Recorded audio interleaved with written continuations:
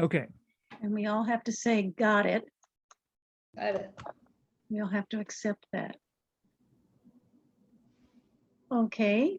Am I all right to start, Charlie? Please. Okay. Well, I wanted to tell you how we got started and all the things that we've been doing as a security task force.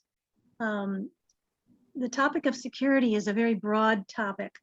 And in a little bit, I will show you the categories we came up with, which are included in security, because there are many different aspects to church security. I expressed a concern last August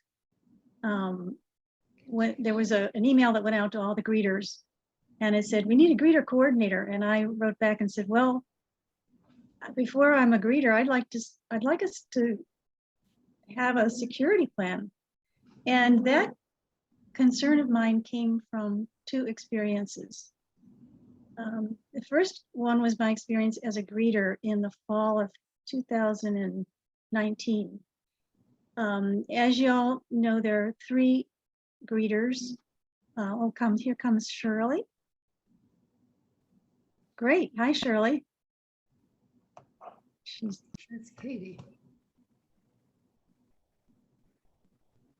Hi Shirley. Hello. Okay, so my concern about security, it started well before last August. I was a greeter in the fall of 2019, and as you know, there are usually 3 greeters. When the service starts, 2 of the greeters go into the sanctuary and sit in the back of the room, and 1 greeter volunteers to stay out in the foyer and assist latecomers. On that particular Sunday, I agreed to stay out in the lobby, and about 10 minutes after the service started, a young man entered through the double doors from the breezeway. He was wearing black jeans, a black t-shirt. He was carrying a heavy black backpack. My first response was extreme fear. I had never seen this young man before. Unfortunately, he did not come toward me. He stayed where he was, and I felt it was safe to ask him, may I help you? And then based on his response and the fact that he didn't come any closer, I was able to find out that he was someone who was just passing through Las Cruces, and he was looking for a church service. So he was not a threat, but I went home and I wondered, what if the situation had been different? What if he were a threat? And so I contacted the head of the greeters and asked, what do I do if I'm afraid and if I'm not being attacked? What could I do? Who could I contact? Who could I signal? And she said, I'll check around. She came back to me and she said, the answer is to call 911. And I thought, okay, that's logical, but let's say I have time in the meantime to do something. Let's say he's a danger. What could I do in the meantime while waiting for first responders? Is there anything, what should I do with doors? What should I do with alerting people? How do I alert people? And so what I found out was that this topic had really not been discussed. And so there really wasn't an answer other than to call 911.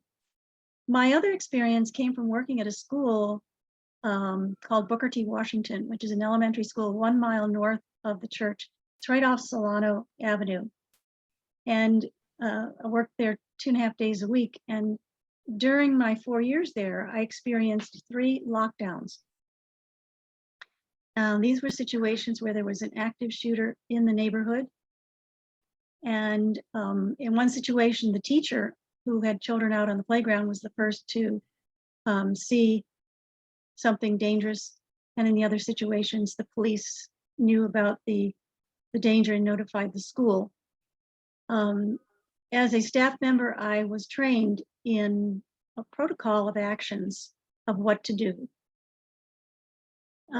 And so I knew that if there are dangerous situations, I knew that there are things that can be taught to people.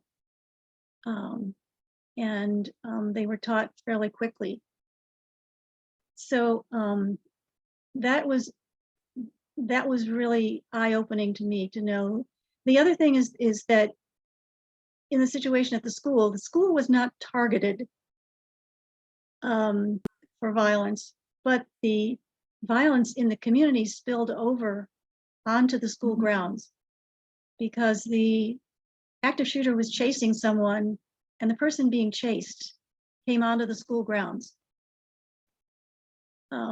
So the point there being that even if our church is not necessarily targeted, there can be violence in the neighborhood that can spill over onto our campus. Of course, it can be, can get much worse. But in the school situation, the school was not targeted.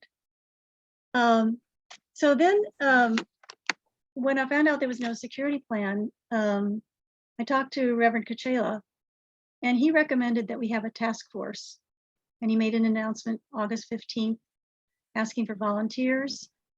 During that same weekend, Jan Thompson forwarded me some information she saw in a Sikh newsletter that was from the Department of Homeland Security. And it was about a webinar called Safety for Houses of Worship. Reverend Kachela encouraged people to attend. There were 5 speakers who emphasized active shooter training and the development of security protocols. Let me see if I can scroll down here. Okay. His takeaway from it was this concept of employee vigilance, the power of hello, which is learning how to talk to somebody who might be a dangerous person and reading their body language and figuring out how to proceed. My takeaway was learning about an excellent questionnaire called Houses of Worship Self-Assessment Tool. And we used that in our October meeting. Our first meeting was Marie Souter, Sally Atkinson, myself, Susan Hitchka, and the minister.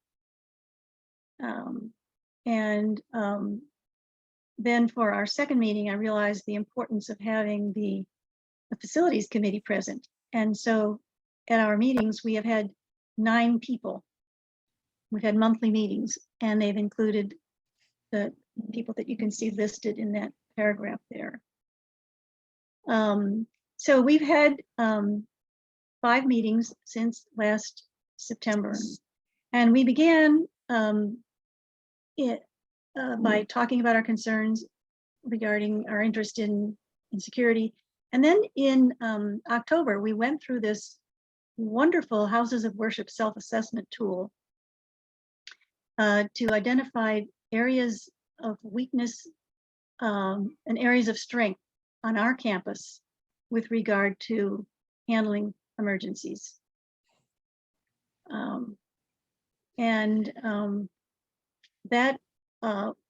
That is an amazing document. It's a huge document. It's 49 questions. Marie Souter was able to put it into a smaller format, and we were able to go through it. And then because it was not organized into categories, we identified the categories as follows: mechanical surveillance of the campus, human surveillance of the campus, fortification of buildings, handling medical emergencies and fire emergencies, gun policy of our church, handling verbal altercations.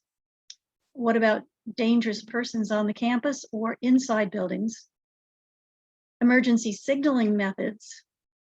So how do we, if there's a dangerous thing, how do we communicate within our building or between our buildings? And then the last category would be training of leaders, readers, and congregants regarding handling emergencies. Sally searched where to find CPR training and the cost of AED machines, which are defibrillator machines.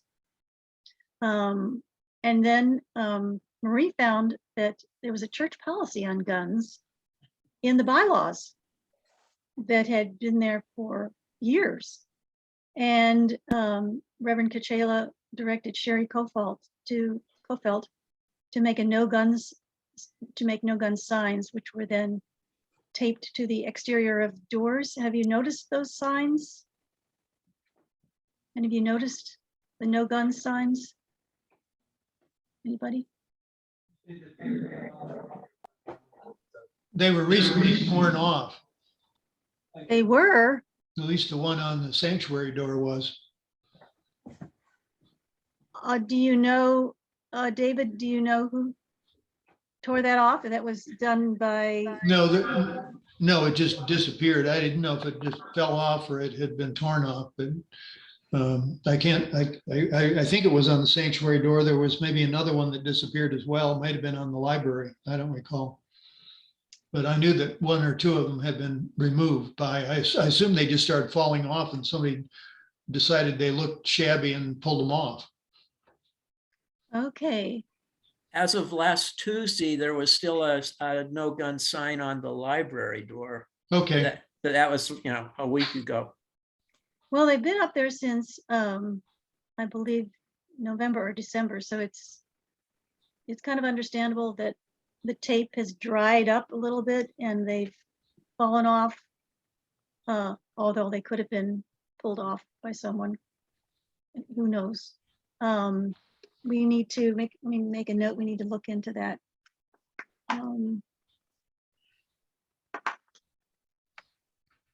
Okay.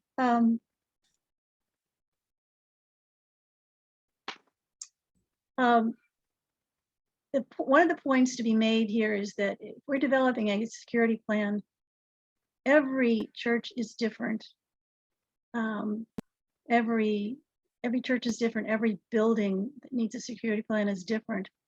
But we did obtain the security plan used in the Dallas UU Church from Lisa Peterson, who's a member of our church. She attended that Dallas church, and her church wrote a security plan for how to handle emergencies during Sunday services. There were some things in there I thought were very interesting, but their building itself is very different. So we can't just adapt that particular security plan and call it ours. In December, Reverend Kachela sent us websites called Run, Hide, Fight, and then also Active Shooter Videos, the ALICE. And at the time, I found those on the church website. I have not checked since to see if they are still there. But how wonderful if they are still there, because they can be accessed when we go into the point of training. They are already there. Of course, there are many videos on training. Okay, now I want to kind of turn things over at this point to Charlie Schultz, because the bulk of the work that we have done is in the areas of building fortification and mechanical surveillance. And that came about as a result of our discussions, checking on things starting last November. Also, as you can see in point number 10 there, last April, we had a walk around with a police officer from the Las Cruces Police Department. And this was arranged by Charlie Welch. Our task force had originally planned to do that in January, but when Reverend Kuchela resigned, that didn't happen because we were all very sidetracked with handling that crisis. So thanks to Charlie Welch for setting that up. That took place on April the 8th. Charlie Schultz was there with his clipboard, taking notes, and then he made a detailed report to the board. And so much has been done in the categories of building fortification and mechanical surveillance. I wonder, Charlie, if you would tell our group here all of the things that the Facilities Committee has done since November. Okay. We in our walk around with Officer Glimpf, he pointed out some things that we had overlooked. Excuse me, some security things, and he also emphasized visual surveillance, that is mechanical surveillance. And so we contacted a Allied Security, and Allied Security came out and gave us an estimate. And since that time, we've installed cameras on the perimeter of the campus, 11 cameras in all. These are monitored by a video screen, which is in the office building. That is, it's actually in the Director of Religious Education's closet, but it's also accessible through an app on our cell phones. And so we can use our cell phones to access this system and look directly at any of the cameras. And we can also go, because there's electronic storage here, we can also go back in time and look at what happened 2 days ago, or I think ultimately as long ago as a month ago. And the system is installed now and it's working. I haven't put the app on my phone yet because I'm kind of a primitive, but I know my wife will help me do that. And so I'll get that going. But currently it's on several phones. And I know that Sherry Kofeld, who is the supervisor of the system, has it already on her phone. Another thing we did was, and he mentioned, this is an important thing. We made sure that all the door locks are either secured in the sense that they're no longer accessible from the outside. We did that with a couple of doors in the RE building. And also that if the handles are turned or broken, they can't access they can't open the door. And we've spent a fair amount of money on locksmiths doing this and on specific locks. So you'll notice that when you go to the go into the library, the handle turns until you put the key in, and then you have to turn the key all the way over in order to unlock the door. The same is true for the entrance doors to the RE building, and also to the two entrance doors to the foyer, the one from the breezeway and the one from the outside, the front door. And we set that up because what we had discovered with vandalism is that people were breaking the handles off, and then that allowed them to actually open the doors. Well, that's not possible anymore, though I'm sure it's still possible to break the handles off, but it will not open the doors, and that's a safety factor. Another thing we did was check all the windows and make sure that the windows were in place and locked. Officer Glimpf pointed out to us that there were several windows that were out of their tracks. Now, since that time, we've had a couple of broken windows, But interestingly enough, most of our windows are double pane. And so, for example, the one that was broken in the RE building a month or so ago only broke the outside. It didn't break the inside. And so no one could actually access the building through that broken window. So, these are the little things that we've been cleaning up.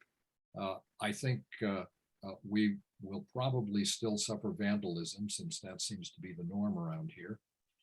But at least we'll be able to tell who's doing it. That's not to say that the cameras will discourage people from doing vandalism. That doesn't seem to be the case. But it'll help us out, help us identify people who, are doing those things. The other thing we've considered, of course, is lighting, and we replaced all the non-functioning lights that were on the campus. And so in the evening, you may notice that it's lit up like I look at it as kind of a used car lot with bright blazing lights. And that is a deterrent to people breaking in. These lights are all on timers. Excuse me, no, they're not on timers. They're on Sensors? cells. Pardon me? Sensors, like sensors. Sensors, yes, exactly. And that means they only go on at night or when it's dark. And that's the efficient way to do it. And those lights are, for the most part, LEDs now, which means they are brighter and last longer and use less electricity. We have a couple of lights on the front of the building, the front of the sanctuary, that is, or actually it's the front of the gallery portion of the sanctuary, that still aren't working. And we have an electrician who's going to come out and chase those wires and find out why those particular lights aren't going. But in general, we've improved the exterior lighting, and this is something that was recommended by the police, and I think it's a good thing. So that's what we've been doing on the campus. We have considered what are those called? Sonic warning systems in the gallery, the sanctuary, and the RE great room. And it's in case somebody would break a window or there would be a break-in, this would set off an alarm. Part of the problem with that, of course, is that the alarm system would go directly to the police central exchange and alert the police that something was happening, and the police would come out. If you remember a couple of years ago, well, it's more than a couple of years ago now, we had a similar system in the gallery. And what was happening is, in the middle of a church service, someone would go into the gallery and forget to turn off the security system, and the alarm would ring. We were told by Officer Glimpf that while this is a practical kind of thing, it requires training of all the people who are using the building. Well, we haven't gotten there yet. And so I suggested to the board that even though we had an estimate on what this would cost, a monthly fee and an installation cost, I suggested we put it off for the moment until we find a way to train all the people, and that would be our congregants as well as the people who rent the building from us, in these alarm systems, so we wouldn't have false alarms. Officer Glimpf told us that we could have 2 false alarms a year, and after that we'd have to pay for them. And I would hate to see that happen, simply because we have people who are untrained on shutting off the system or turning it back on. Any questions? Okay. Yeah, questions for Charlie. And Charlie, thank you. You've done so much work, you and your team. A lot of work, a lot of research went into that, a lot of work went into that. Just thank you so much. Are there any questions for Charlie? Well, one thing, Yes, go ahead. this is Dave. The one thing I would mention with regard to the system that was recently activated with the cameras and all that Charlie mentioned, with the administrator being Sherry, my understanding, and Charlie, you correct me if I'm wrong here, is that should someone break in the night and so on, then Sherry would be getting the call first. And the question is, would we want her to go to the campus on our behalf, or do we need to have like a response tree other than Sherry doing that? Maybe you want to comment on that, Charlie. Yeah. You have to remember that the camera system is not an alarm system. The camera system is merely there for our convenience, so we can see what's going on outside our campus. It's not connected to the police, and it's not connected to the allied security system. The reason is monitoring a visual system like that would be a full-time job, and it's beyond the capabilities of our security company, and it would be a fairly expensive thing, I think, to have somebody monitor it full-time. Okay, so I would say that we have to, those of us who have the app on our phone would have to check this occasionally just to see what's going on. Or we should, if we're on campus, we should stop in and look in the closet and look at this monitor screen and look back on a couple of days if we suspect that something had happened in the immediate past. No, I don't expect Sherry to respond to this any more than I would expect you or I or anybody else who had the app on their phone to respond to it. If we see somebody breaking in, then obviously we call the police. We don't try to go up there and reason with them. Does that answer your question? Yeah. So we would, at best, our response currently would be a follow-up to a break-in as opposed to an intervention. Yes. Thank you, Charlie. Unless you just happen to be looking at your phone at that exact moment. Well, But what are the chances? yes, I know that sounds kind of odd, but I think, what I do, and I'm probably not alone in this, every time I'm on campus, I check all the doors, I look at all the windows. If I'm there at night, I make sure the lighting is working, and I make sure all the doors are locked. I just do this as a matter of habit, and I would hope that anybody who uses campus on a regular basis would do that with the area in which they're working. Charlie, Yes. this is the other Charlie. I'm wondering, you answered a lot of my questions about the camera system and agreed that there's no way we're going to pay somebody full-time to watch that. But I'm wondering if maybe there's some way we could sort of encourage people to put the app on their phones and check it from time to time. And maybe with enough people occasionally checking, it would mean something. And then the other question is, who should we contact if we'd like to get that app on the phone? Are there any reasons that we wouldn't want people to have that app on the phone? I don't know, Charlie. I'll discuss this with the facilities group and also with Sherry. And I'll talk to the allied security people too and see what they think. Their thinking was that if a small group of people have the app, they could trade off looking, over a period of time, and that would work out. Maybe your suggestion is the best, that we simply allow everyone to do this. I don't know.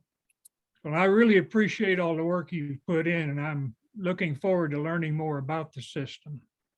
Thank you. Other comments, questions about these two areas of security? Well, let me ask one more question then, and that has to do with the facility users, the training program. Do we have any kind of a schedule for setting that up? No, not that I know of. I think I'll just make a general comment about our security system at the moment. I think one of the things we are lacking is training.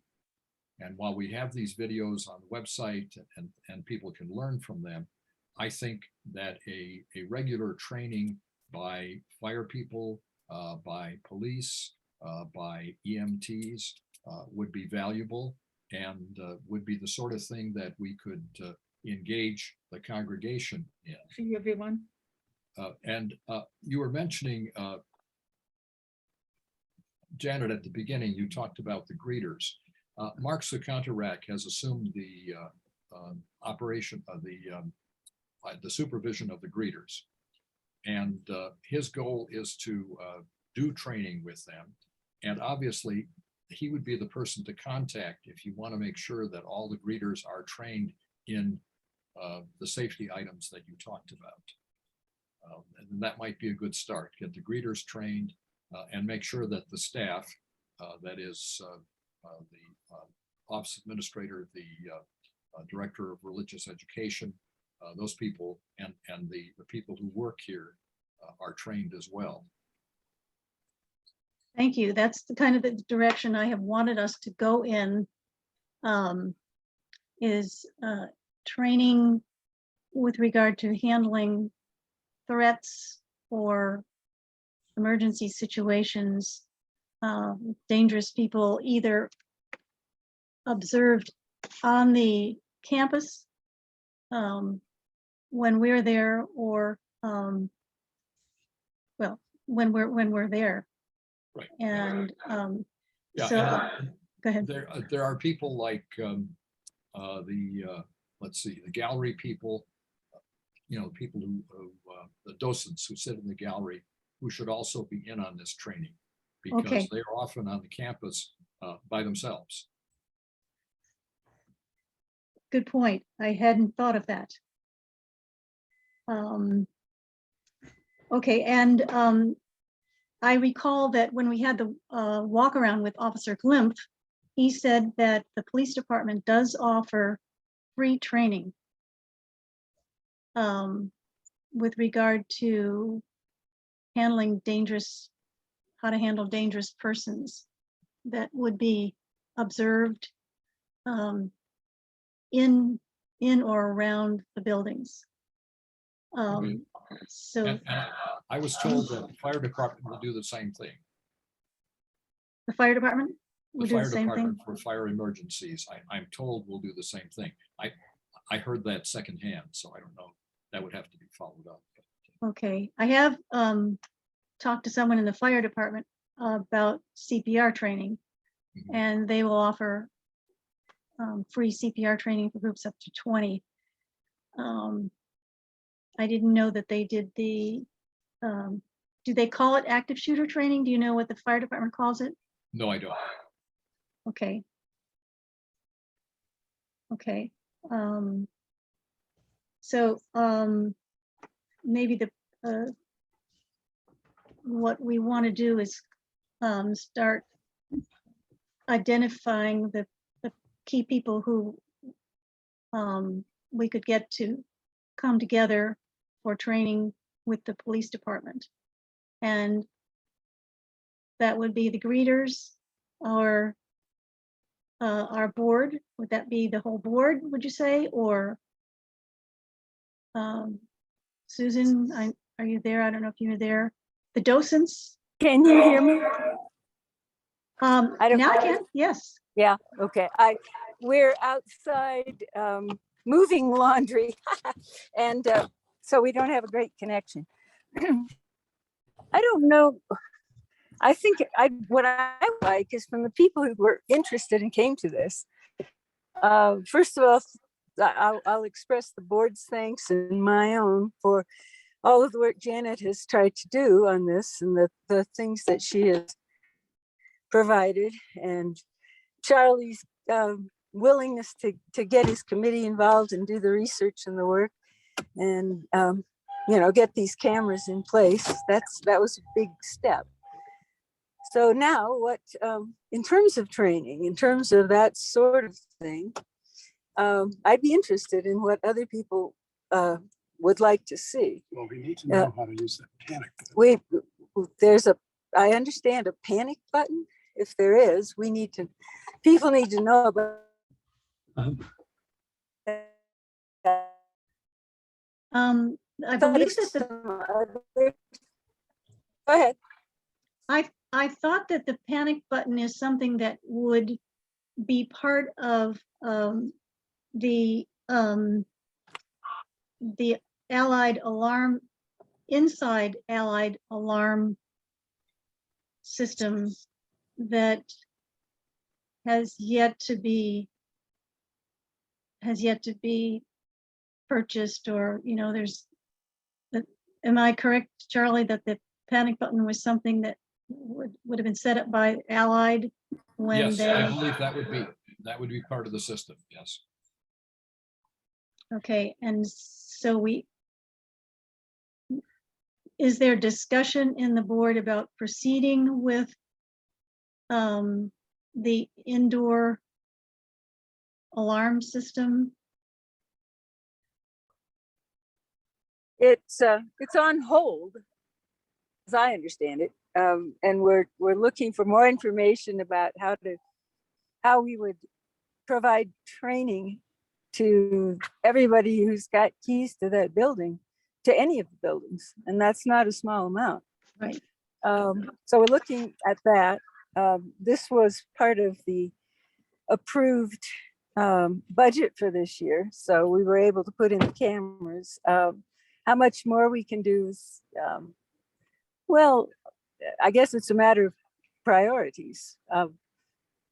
There was a lot of talk about needing to repaint the foyer and replace the art and the other amenities. So that certainly was bumped up on the importance list of things that we should spend money on this year. So it hasn't been rejected. It's just we're wondering when we want to phase that in and how we would do it. So that's where we are on that. Okay, so when it comes to the training that we would, for greeters, for docents, for Staff. other key people, there wouldn't be a panic button, so we would have to know other measures. We would have to know other actions to take. One thing we had kind of talked about was if there's a way to have an intercom system between buildings. And I think that came up briefly, Charlie, when Officer Glimp was there. Has there been any thought about having or do we have an intercom system? Do we have any way of? No, there is no intercom system. I would suggest that using cell phones is probably as good as any system. Okay. Unless we want to spend the money on putting an an intercom system in. You know, simply having the cell phones of the other people, the hospitality people, the DRE, you know, whoever needs to talk between buildings. Okay. And perhaps having a telephone tree established. Okay. If there were to be an emergency situation at the church, then instead of there being any kind of, you know, having worked in the school, I'm used to the intercom there's a signal that comes over the intercom right away and it says code orange or whatever. And then everybody hears that. Everybody in the room hears that. What you're saying is that right now, the best we could do would be someone calling someone else from building to building. Well, that's my thinking. Okay. Okay. What I'm hearing is that we may be ready then to move ahead with training for people such as arrange talk to Mark first, Saconrack, and the docents. Who would, besides the docents, the greeters, who are the people that should receive the training from the police department or the fire department? Would Catherine Massey be a person that would need that? Yes, Catherine Massey? yes, definitely. And then, of course, our RE coordinator. Yeah, right. And I would say that the people who monitor the library, because they're often there by themselves Okay, on the days the library is open. okay, I think that the Sunday services committee people would be good candidates as well, as they are frequently in the sanctuary on Sunday morning for Sunday services and are very often up in the very front of the room and can see what's happening in the back of the sanctuary hall. good point. Good point. Okay, so I've got docents, Catherine Massey, RE coordinator, library, greeters, Sunday service. And who's head of the Sunday service committee? Is it you, Charlie? Well, I'm the co-chair and Katie Fitzgerald is the other co-chair. Oh, okay.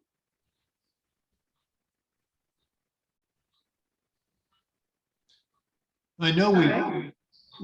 we've talked a lot about training here and the idea of having a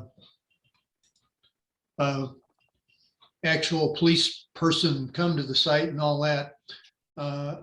I would suggest that, given the fact that it's pretty traditional to say, well, somebody wants to use our facility, here's a key, and they get in and so on. A question would need to be, have you been trained on security? But, for example, but akin to that would be some, what I call a short list, a postcard size thing or something, that if you get a key, you get that card and it says, these are the basic rules, and following the KISS principle, keep it really simple, because the best training is going to be forgotten if it's not captured in some way. And then we would have that also on our website. Granted, a bad person could look at it, but I suspect most bad people aren't going to bother to look for something civilized like that. Because our committees turn over, people step into the shoes of somebody else in the breach, for example, and suddenly you have an untrained person. So I would suggest somehow we have this in a written form on the website and in the office, easily available. So that people, how many people do use our building? I'm not aware of. Is there maybe a yoga group? I mean, who uses our building? Who has access for their activities? Well, look at the week at a glance. Oh, okay. Yeah, Yeah, Weight Watchers is one of them. okay. Tai Chi. There's just a lot of them, and again, my point is keep it simple, and make sure it's easily available to people without having to wait for the twice-a-year training from the police. So not really invite those leaders to the training? Well, I sure. don't have a problem with there being training, but I think that over the long haul would be backed up with at least a written brief summary, not a 20-page manual, but something that's pretty easily read and action taken and acted on. Okay. Okay, good point. But I suppose we could also invite if we had a training, we could invite the people that are leaders of those activities to participate in the training. And if they didn't want to, the backup would be something written for But them. then invite the person, the second person in the leadership, like for the docents. And I think Judy Licht is the person in charge of it. So if she can't come, then maybe whosoever is the second in line might be the person to make sure they come. Okay, good point. I have another thing that comes to my mind, and I do not know whether it's going to be practical in a church or not. Many of the stores have a panic button right under their desk or something.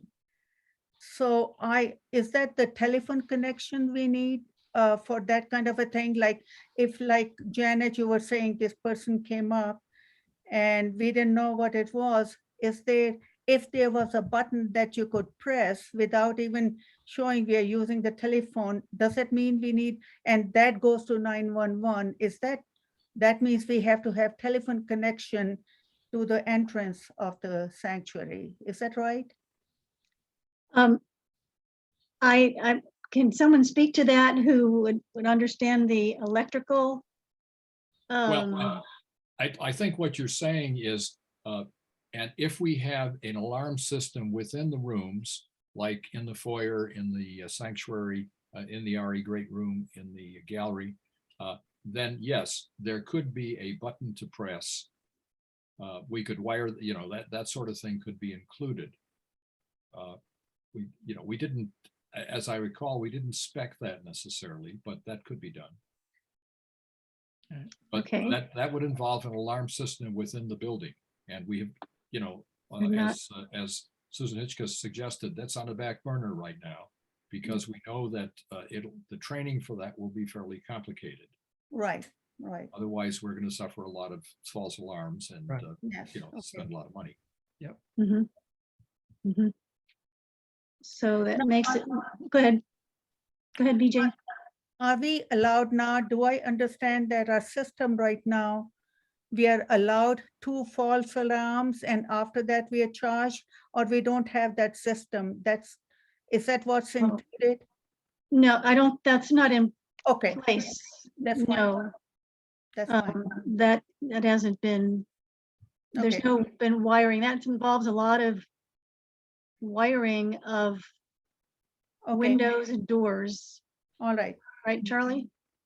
Well, All yeah, the- we put sensors in, but the wiring is not the problem. The problem really is the use. Training. Is the training. Yeah, training people to shut off the alarm when they go into the building and use it, and then turn the alarms back on when they leave the building or leave the space. And it sounds like a real ordinary thing. I mean, I have an alarm on my car, and every time I park the car and leave it, I press a button on my remote, and it beeps or flashes the lights or something and tells me that everything is locked. Well, we don't have anything near that sophisticated on our campus right now. Right. If we did, then it would be a simple matter of giving people a clicker and letting them go. Yeah. Hope don't. So. Yeah, but I don't see that happening without a lot of wiring being done. So that's in the future. Well, Janet, it's not far in the future necessarily.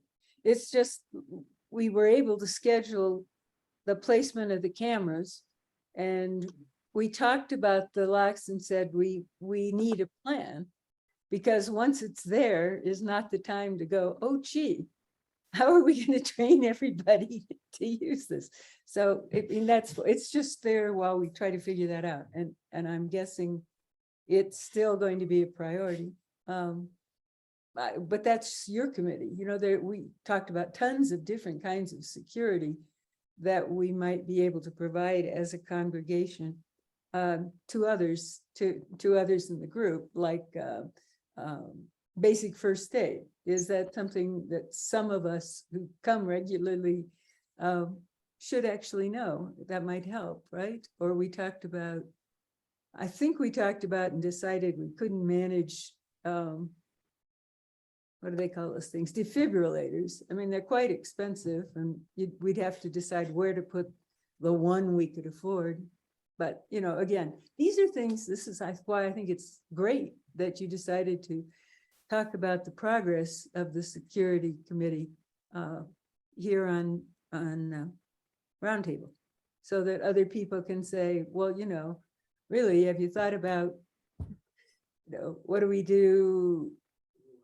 What if we do if somebody collapses in the lobby, right? Okay, what are the procedures for that, right? Because those things are much more likely to happen than an active shooter. I mean, God forbid, there's a minuscule chance, but it's there. Can the congregation be invited to CPR training, for example? I don't know. The last I heard, it was fairly expensive. But if people wanted to take, I think we'd be asking for people to at least subsidize their. Okay. Training. But we haven't scheduled that. That wasn't. Let's do that now. So again, if No, it's, I thought the fire department did it for free, but not. I understand not. Oh, no, it is. The latest is that I was able to finally get through to a gentleman at the fire department. I have his name, and he has said that that the fire department will offer free CPR training for groups up to 20. Okay. And they have a building on Valley Drive where they do it. They can also come to the church if there's a large enough room. And so that can be set up fairly, I mean, that can be set up, that would be free for up to 20 people. And so that's a freebie that we have waiting for us. Wow. It just means setting it up.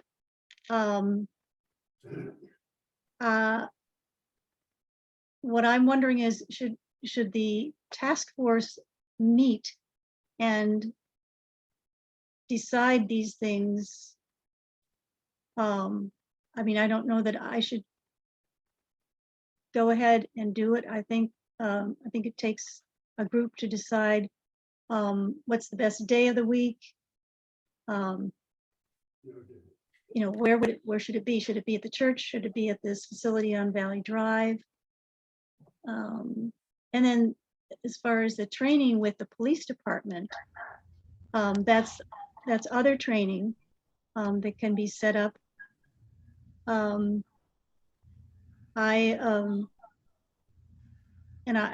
thinking that the task force should probably meet and decide just when that should take place. You know, what days of the week. How would that be? Susan, what do you think? sure. Janet, I think our great room would be large enough. I think they bring mannequins, so you have to have room for 20 mannequins. But I think the great room would be large enough, so you Okay. could practice your CPR on a mannequin spread out throughout the room. So that would be convenient for our people to be able to go to the church instead of over on Valley Drive. I agree with you. I was hoping that would be the case. I think we'll get a lot better participation. Yes. Janet, your contact at the fire department could tell you how many square feet would be needed to accommodate up to 20 people. Good point. So, but I think Charlie, intuitively, I think that Charlie is correct that our great room probably would be ample enough. A quick question, is that for the fire department's CPR training for up to 20 people, is that one training for 20 people per organization, or is that something that they could do multiple times if we had enough people to make it worth their while? Because that's the kind of skill that would be, I think, really important to teach as many people as possible. Because that's something they could use at home, at school, and at play, you know, so. I don't know the answer to that. That's a good question. I could certainly contact this gentleman. And before we met as a task force. Why don't we see if we can get 20 people to sign up? If we get more than 20, then we know that we might be able to talk them into doing it again. But 20 is a pretty good number. I think so. It's maybe, does anybody know? Is it like 3 hours? How long is the training? Let me Depends see on if how I, extensive it is. Yeah. So. see if I asked him that. Yeah.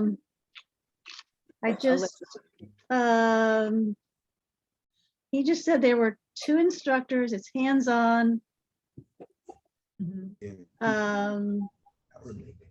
And his name is Tibor Koksis. He's the battalion chief for Great. outreach. Okay. I guess I need some direction. I need some help knowing what, I think we could kind of need a meeting of the task force to decide what day of the week are we going to do this? Are we going to do this on a Saturday? For example, when are we going to do this? And then as far as the training for by the police department, which is free, when are we going to do that? How would we do that? So these are wonderful. I'm just delighted with the interest in going forward with the training in these 2 areas, CPR and dangerous situations. I'm delighted. And Janet, the other thing might be for choking too. Choking. Well, Yeah. that's part of the CPR. Yeah. Okay. Yeah, we need to learn the Heimlich. We need Yeah. to- Yeah. That goes along with the CPR. And Janet, if the gray room isn't big enough for 20, maybe it's big enough for 18. So as David said, find out what the size of the room they need. If we're not there, I think we'd be very close. Does anybody know offhand, or could anybody just kind of do some multiplication? Well, how many square feet? our church had that training once before, several years ago, and we used the great room at that time, but I participated in it, but I can't remember how many people showed up for the training. So, Okay. There could also be, it's possible that there could be shifts, that some people could be watchers while the others are down on the floor. And then there's a switch. they did put the dummies on the floor, and you had to kind of kneel next to them Yes. while you were doing it. I Yes. remember I did kill the little baby. You did. I bent the head too far back, broke its neck. What can I say? You need to be in jail. That's funny. Can I ask, our Mondays for a meeting? I think we have almost everybody here from the task force. Can I ask right now, when would you suggest meeting? We've been meeting on Mondays at 6:30 or 7. Could I ask for suggestions of when to have a meeting, and then I and others can make the calls to people. In September, let's see. Now Marie's busy on the 3rd. Marie's a good person to have. She thought she'd be here. She's got her committee on usually on the 3rd Monday.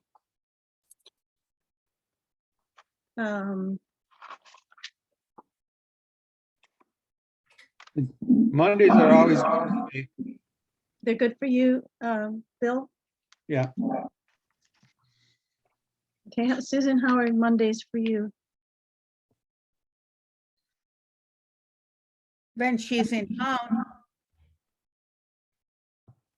Sorry, I didn't turn on my speaker. Well, why don't we handle this decision? I think Monday's a Offline. recommendation, and just poll the people off online. If you get most of the people, that works. Okay, That's a Thank you, great Dave. idea, Dave. okay, so Mondays, is anybody here from the task force who cannot do Mondays? There's a social, the board has a social on Mondays, right? Yeah, Janet, I really do think that this is something that you should handle with your exact task force. There's a lot of us on this Okay. call that are not on the task force, Okay. and Charlie is gone now and things Oh, like okay. that. So Oh, okay. All right, I will set up a meeting. Are there, then moving away from meetings, are there other interests or suggestions? I want to share one thing with you guys. I live about a mile away from the church, and Ramada Inn, there is a place called Plaza Suites and a Beck Street, which is right on Main and University. I understand that a lot of parolees are occupying those places now because it's cheaper, and it's cheaper for people to stay over there. And I have been told, and I have noticed in my neighborhood, if somebody is walking, and the reason I'm saying all this is because my neighbors used to work with the sheriff's department and or police department.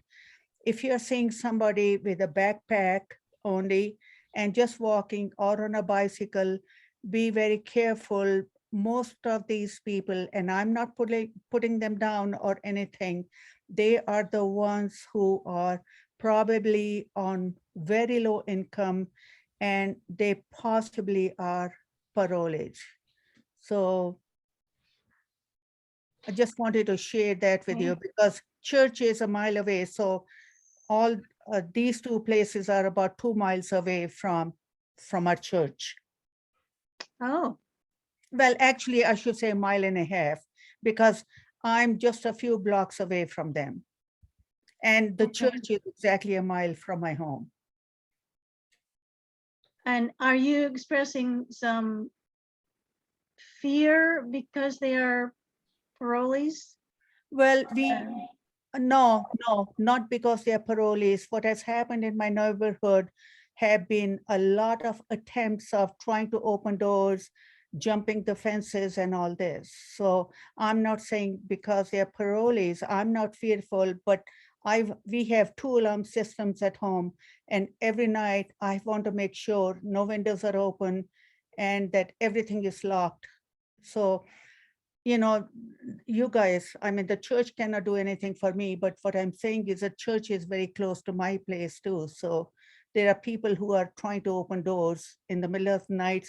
All the mailboxes open during the night, and other damage is done, windows broken and all.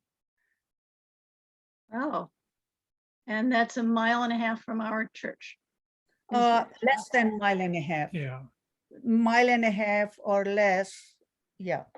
You're making us aware of the neighborhood that surrounds our church. Yes, you got that right. Thank you. And I think that's a reality that we need to be aware of, that we are we are not out in the suburbs of You Las got Cruces. that right. Right. And all the more reason to be vigilant. Absolutely. Good point, BJ. Thank you. Janet, let me mention that we are 7 minutes past the hour. And Okay. if you have anything that you really think we need to get before the group, please try to take care of it. No, I've accomplished, we've gone through what I had prepared. Oh, I just wanted to say that I'm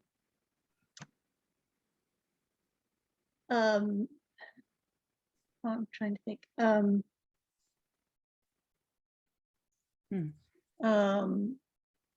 Rabbit's partner, Rabbit's wife, Sarah. Sarah, thank you. Sarah went into each building. The question I had for the board is, do we have first aid kits? And Sarah went through, Sarah heard my question and she went through the buildings and she said, yes, we have first aid kits on the walls in every building. And they are easily seen. And I was surprised because I walk past them all the time and I didn't notice them. And so that's why I asked the question, do we have first aid kits? Well, we certainly do. And they are in plain sight in each building. They do not have tourniquets. But They we have should not have tourniquets. Pardon me, Bill? They should not have tourniquets. No, Yes, not have them.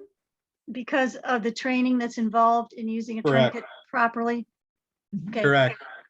Okay, so that's a good thing, that because those tourniquets could be applied inappropriately and cause more damage than help. But we do have first aid kits and fire extinguishers in every building. When Marie and I wrote an article for the link, for the, Light. for the light, we suggested to people, look around, please look around. We didn't say where they were. We just said, please look around, see if you can spot them. Okay. Are the fire extinguishers functional?